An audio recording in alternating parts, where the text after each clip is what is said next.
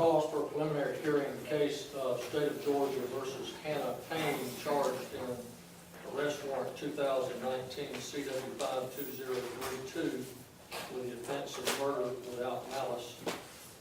The defendant is present, represented by Attorney Matthew A. Tucker. The state is represented by District Attorney Tracy Graham Lawson. This is Judge West presiding. Ms. Lawson, you may proceed. Thank you, Judge. Raise your right hand.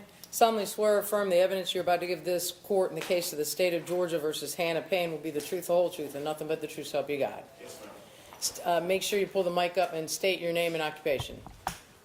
Good morning, I'm Detective Keon Hayward with Clayton County Police Department. And to what unit are you assigned? Major felonies, And those include what? homicides, armed robberies, home invasions, major crimes. And how long have you worked for our police department? 5 years. So on May 7th of 2019, did you have cause to have assigned you a case involving Hannah Payne? Correct. And approximately 6 o'clock on that particular evening, did an incident occur at Clark Howell Highway and Forest Parkway? Correct. And please explain to Judge West what had occurred at that intersection. At that intersection, a hit and run or an accident occurred where a 2002 red Dodge Dakota ran a red light, struck a semi-truck. And at that particular intersection, the defendant, Mrs. Payne, witnessed that. Okay, I'll keep asking you questions. Okay, so an accident occurred, and who was driving the Dakota truck? The victim, Kenneth Herring. Mr. Herring. Yes. All right, and there was somebody else driving the semi-truck. Correct. And how was Miss Payne involved, if at all? She witnessed the incident. She was also stopped at that intersection where the victim ran the red light. And what kind of vehicle was Miss Payne driving? She was driving a black and colored Jeep Cherokee. So Jeep. did Mr. Herring stop at that scene? Yes. For approximately how long?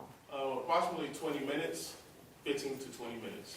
And was there another individual that witnessed the accident that has a law enforcement background? Correct. And what was that individual's name, if you remember? Mr. Robertson. And what is his actual profession currently? His name is Terry Robinson. He's a state corrections officer.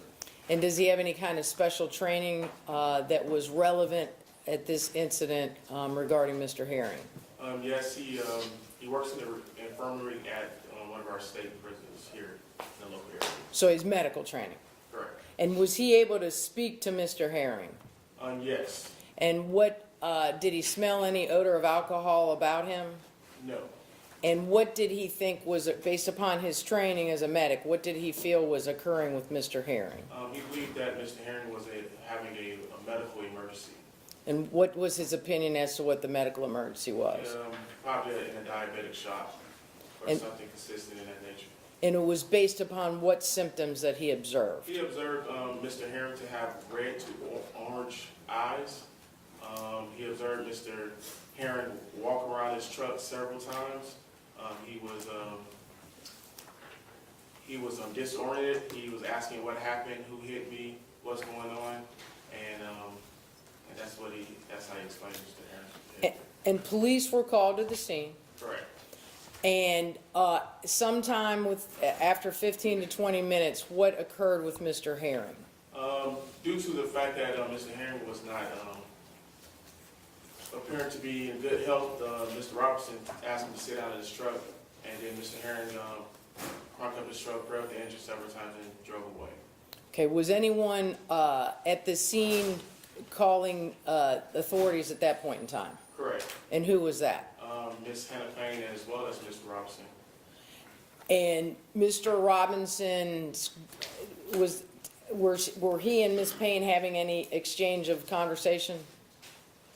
Yes. And what did Mr. Robinson tell Ms. Payne or vice versa? While Mr. Herring was driving off, he asked Ms. Payne to get the tag, try to get the tag.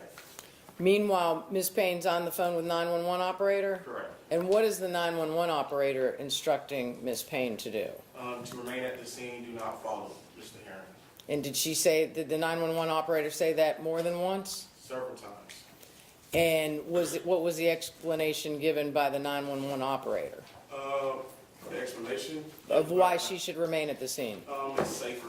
Should go back to the scene where it's safer and uniform officers are en route. Okay, did the defendant Payne remain at the scene? No. And what occurred after Mr. Herring left the scene? Did Ms. Payne leave the scene or did she remain? She left the scene as well. And what was she doing? She proceeded to chase Mr. Herring westbound on Forest Parkway. All right, was she still talking to 911 or was she not? Correct.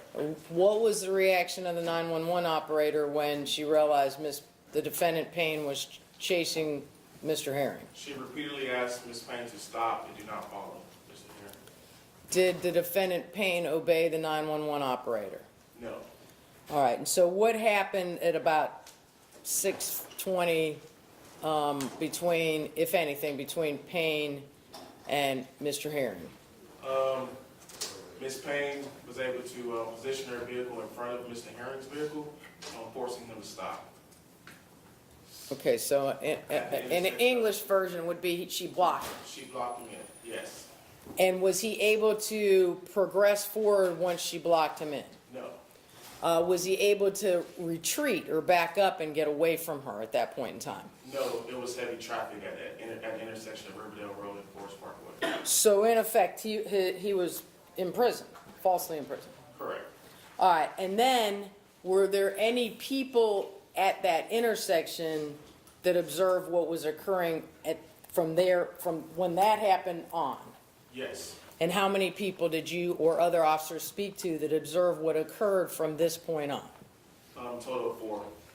And did you talk to them or did others talk to them? I did speak with 2, and 2 other detectives spoke with the other 2. And how would you describe the traffic on May 7th at about 6:30 in the evening at that intersection? It was pretty heavy due to the rush hour traffic, as well as uniform officers were directing traffic at the intersection of 285 on-ramp as well at Riverdale Road.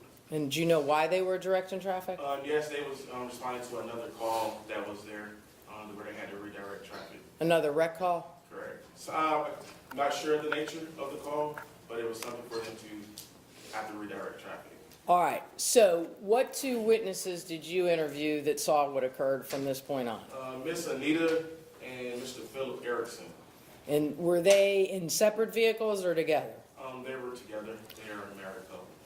And so could you visually describe the intersection, or actually, can I get you to, if I give you a piece of paper, could you draw for us